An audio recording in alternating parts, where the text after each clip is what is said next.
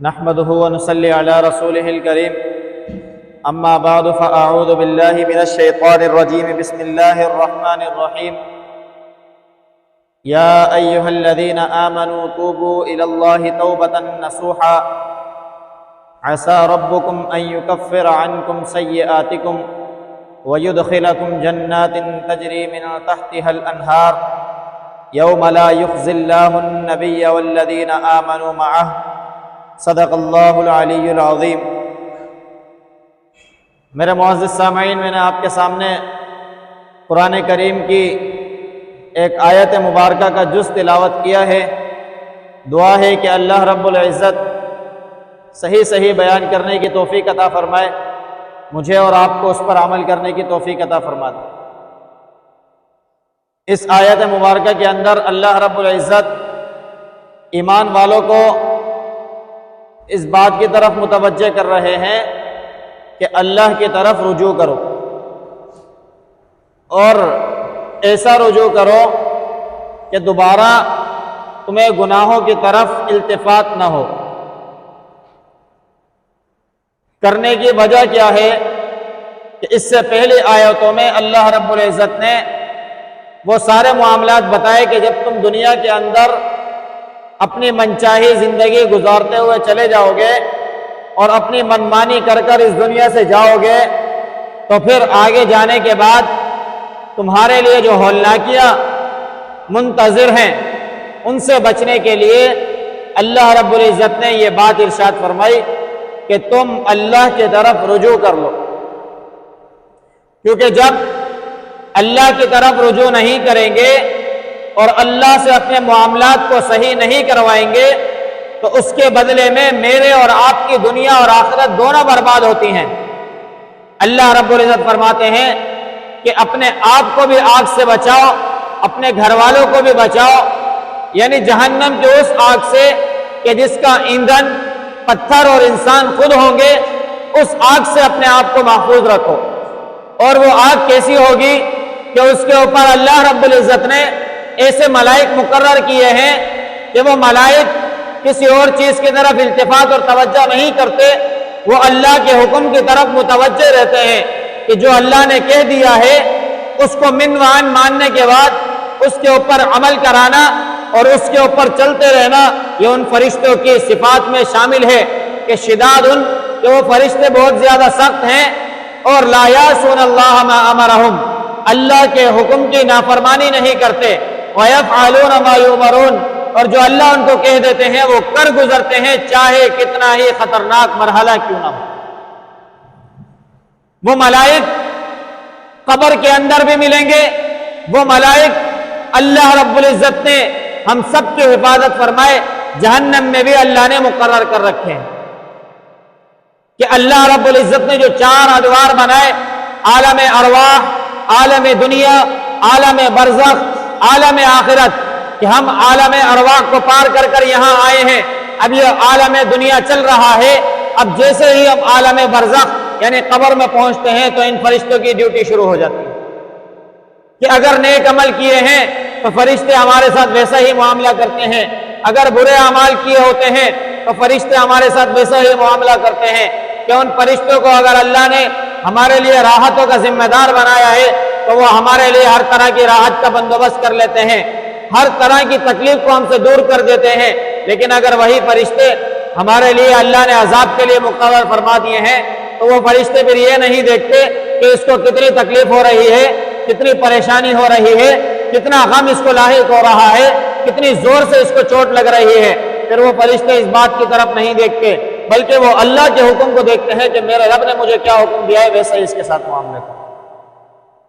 تو اللہ خود فرماتے ہیں کہ ایسا وقت آنے سے پہلے ضروری ہے کہ توبوا الی اللہ، اللہ کی طرف رجوع کرو، توبۃ نصوحا، ایسی توبہ ہو کہ دوبارہ تمہیں اس توبہ کو توڑنے والے تم نہ ہو، بلکہ ہمیشہ اس پر جمے رہو۔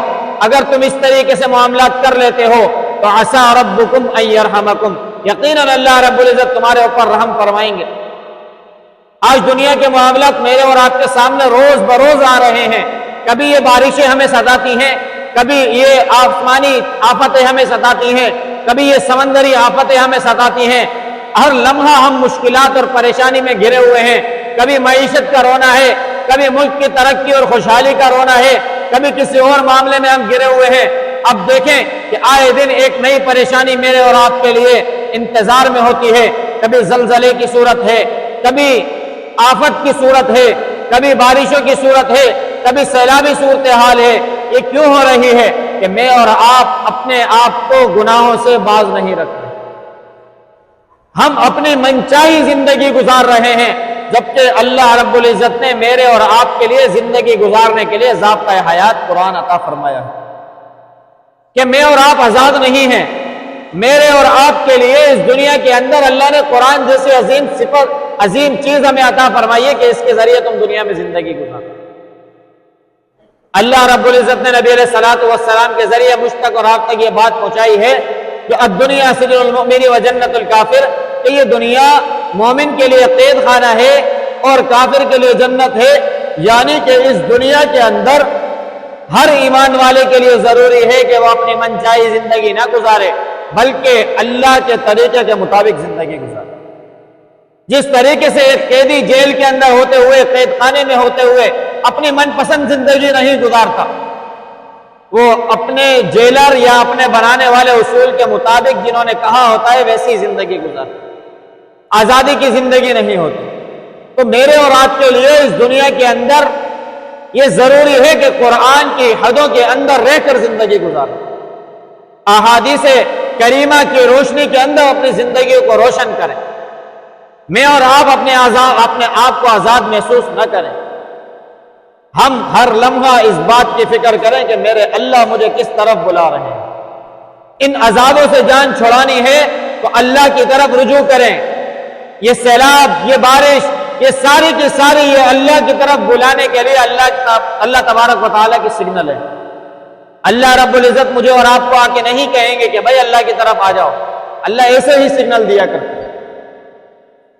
قرآن کریم سورۃ التوبہ کی آخر کی آیت ہے کہ تمہیں سال بھر میں 1-2 مرتبہ ہم آزما لیتے ہیں، پھر تمہیں کیا ہے کہ تم اللہ کی طرف رجوع نہیں کرتے، تم اللہ کی طرف آتے نہیں ہو، نصیحت نہیں پکڑتے. ملکی سرمایہ اس کے اوپر ہم خرچ کرتے ہیں کہ ہم کسی طریقے سے ان عذاب سے، ان آفتوں سے بچ سکیں. اگر یہی عذاب اور آفتیں ہم اپنے اعمال کو صحیح کر کے دور کر دیں تو یہی مال اور دولت ہمارے ملک کی ترقی میں لگ جائے اور یہی آفتیں ہمیں ہمارے نقصانوں سے بچا لیں. ہم لگے ہوئے ہیں دنیا کو کمانے کے لیے، دنیا کی دوڑ دھوپ میں لگے ہیں، اللہ اور اللہ کے رسول کی فکر نہیں کرتے، دینی احکامات کی فکر نہیں کرتے. یہ مال اور یہ دولت جو ہم سارا دن اور رات کما رہے ہیں یہ ان آفتوں میں جا رہا ہے، یہ بیماریوں میں جا رہا ہے، یہ طرح طرح کی اذیتیں جو ہم پر آ رہی ہیں ان کو دور کرنے میں جا رہا ہے. لیکن یاد رکھیں یہ اذیتیں، یہ تکلیفیں، یہ مصائب کتنے ہی ہم کوششیں کر لیں لیکن اللہ نہ چاہے تو دور نہیں کر سکتے. اس لیے اس بات کی ضرورت ہے کہ ہم اللہ کی طرف رجوع کریں. اللہ خود فرما رہے ہیں کہ ہم تمہیں دنیا میں بھی آزادی اور استقامت والی زندگی دے دیں گے، راحتوں والی زندگی دے دیں گے. عسیٰ ربکم ان یرحمکم، اللہ یقیناً تم پر رحم کرے گا جب تم اللہ کی طرف رجوع کرو. آج میں اور آپ اللہ کی طرف رجوع کرنے میں کتنا اپنا دن کا اگر محاسبہ کیا جائے رات کو بیٹھ کر تو کتنی دفعہ اللہ کو کہا اللہ اس عذاب کو ٹال دے، اللہ ان پریشانیوں کو دور کر دے، اللہ ہمارے لیے ملک میں رہنا مشکل ہو گیا، اللہ آسانیاں پیدا کر دے. اللہ کو کہتے ہوئے نظر نہیں آ رہے. ملک میں نمازی ہمارے 2 سے 5% لوگ نمازی، پھر ان میں بھی کتنے لوگ اللہ کی طرف اچھی طریقے سے رجوع کرتے ہیں. میں اور آپ اپنا حال بخوبی جانتے ہیں. جب اللہ کی طرف رجوع نہیں ہوگا تو کتنی ہی کوششیں کر لیں، کتنے ہی طاقتیں استعمال کر لیں. وہ قوم عاد اور سمود اور صالح علیہ السلام کی قوم، اللہ نے دکھا دیا کہ کتنے ہی طاقتور تم بن جاؤ، کتنے ہی سرمایہ تم لگا لو، لیکن جب تک اللہ نہیں چاہیں گے تو تمہیں کوئی بھی نہیں بتا سکتا. اللہ نے ہوا کو حکم دیا نا، پہاڑوں کی تہ سے نکال کر ان کو اللہ نے پہاڑوں پر پٹک پٹک کر مارا کہ گناہوں کو سے ذات انہوں نے اپنے گناہوں سے زمین کو بوجھل کیا ہوا. آج میں اور آپ بتائیں کتنے ہم نیکیاں کرتے ہیں، کتنے گناہ کرتے ہیں. ہم نیکی کے اندر بھی نیکی تب کرتے ہیں جب ہمارا اپنا مفاد ہوتا ہے. جب تک یہ نیکیاں خالصتاً لوجہ اللہ نہیں ہوں گی ہمارے معاملات حل نہیں ہوں گے. عسى ربكم ان يرحمكم، اللہ رحم تب فرمائیں گے جب ہم اللہ کی طرف رجوع تو کریں. ہم تو رحم ہی کسی اور سے مانگ رہے ہیں. ہم قناعت کر کے بیٹھے ہیں مال اور دولت کے اوپر، اسباب کے اوپر، لیکن اسباب سے زیادہ اللہ رب العزت کی طاقت بہت بلند ہے. وَيُكَفِّرَ عَنْكُمْ، اللہ دنیا میں رحم بھی فرمائیں گے، اللہ گناہوں کو بھی بخش دیں گے، اللہ جنت کے اندر مقام بھی عطا فرما دیں گے، صرف ایک کام کرنے کی وجہ سے، وہ یہ ہے کہ اللہ کی طرف رجوع کریں. آج ہم سب چیزوں کے لیے فکر مند ہیں، ہر چیز کے لیے کوشش کر رہے ہیں. کوشش نہیں کرتے تو اللہ کے دین کے لیے کوشش نہیں. حکومت اس بات کی طرف متوجہ نہیں ہو رہی کہ یہ دین کے نام پر ملک بنایا، دین کے نام پر اس ملک کو حاصل کیا، اب اللہ کے عذاب کو ٹالنے کے لیے، اللہ کے عذاب سے بچنے کے لیے وہ ساری کارروائیاں کرتے ہیں، لیکن اللہ کے مساجد اور اللہ کے گھر کو آباد کرنے کا اعلان نہیں کرتے. جبکہ ضروری یہ ہے کہ اللہ کے دین کو اس ملک میں نافذ کیا جائے، تبھی اللہ کی طرف سے رحم آئے. دنیا میں آسان سی مثال ہے، کسی شخص سے کوئی چیز لی جائے اور کہا جائے بھائی آپ سے فلاں چیز درکار ہے اور فلاں جگہ اس کو استعمال کرنا ہے. اب اگر وہ بندہ وہ چیز دے بھی دے اور پھر اس کو اس میں استعمال نہ کیا جائے تو وہ بندہ کیا کرے گا؟ یا تو آپ سے چیز واپس لے لے گا، یا آپ کے اوپر لعن طعن کرے گا کہ کس کام کے لیے لی تھی اور کر کیا رہا ہے.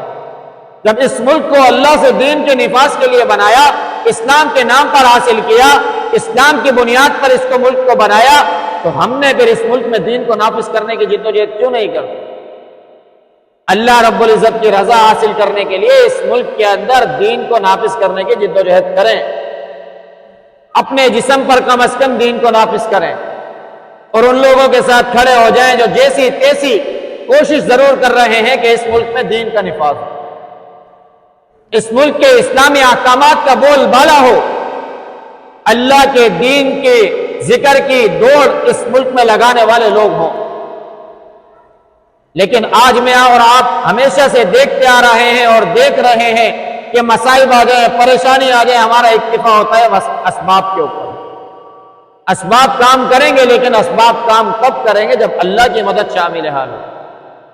جب تک اللہ کی مدد شامل حال نہیں ہوگی، ہم اسباب کو اختیار کرتے ہوئے اپنے لیے کچھ بھی نہیں بنا سکتے. بہت سارے مالدار اس دنیا سے گزرے ہیں، بڑی بڑی دولتیں جمع کر کر چلے گئے، ان کی دولتیں ان کے کام آتی نظر نہیں آئی. دولتیں یہیں پڑی رہ گئیں، لیکن بندے یہاں سے چلے گئے. فرعون کو آج دیکھ لے کہ آج تک عبرت کا نشان ہے. ان فی ذلک لعبرۃ لمن یخشی، اللہ کا خوف رکھنے والوں کے لیے اس فرعون کی لاش کے اندر نشانی موجود ہے کہ اللہ سے ٹکر لی، اللہ کے مد مقابل آیا. کس بات کی وجہ سے؟ کہ اسباب کے اوپر غور و فکر کرتا تھا کہ میرے پاس اتنی مخلوق ہے، میرے پاس اتنے لاکھ فوج ہے، میرے پاس مال ہے، میرے پاس دولت ہے، مجھ سے ڈرنے والی رعایا موجود ہے.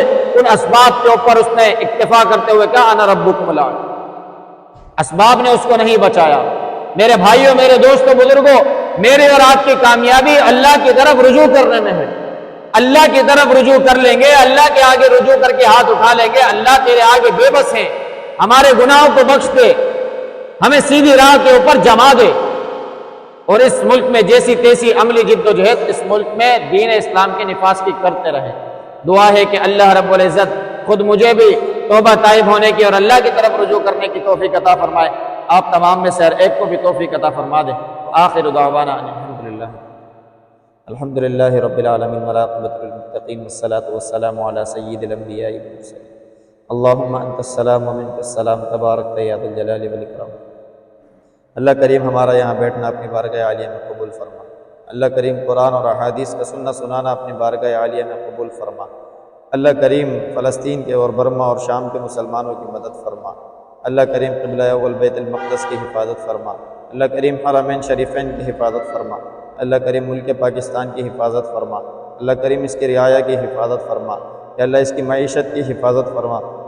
یا اللہ اس کی اسلامی جغرافیہ نظریاتی سرحدات کی حفاظت فرما.